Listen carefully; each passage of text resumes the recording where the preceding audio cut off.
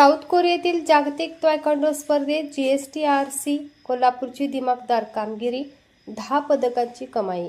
South Korea येथे दिनांक 11 ते 21 जुलै 2026 दरम्यान पार पडलेल्या 19व्या जागतिक तायक्वांडो कल्चर एक्स्पो 2026 स्पर्धेत कोल्हापूरच्या GSTARC मार्शल आर्ट स्टुडिओच्या खेळाडूंनी भारताचे प्रतिनिधित्व करत उल्लेखनीय यश संपादन केले।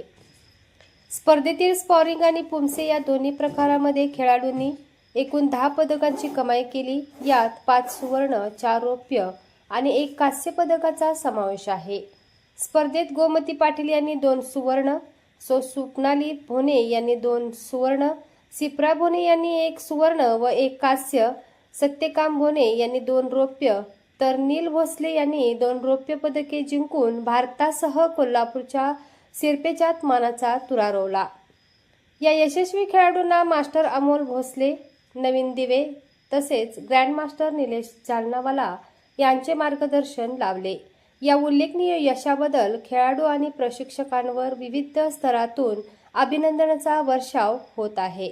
वेदिका न्यूजसाठी शिवाजी चव्हाण, कोल्हापूर।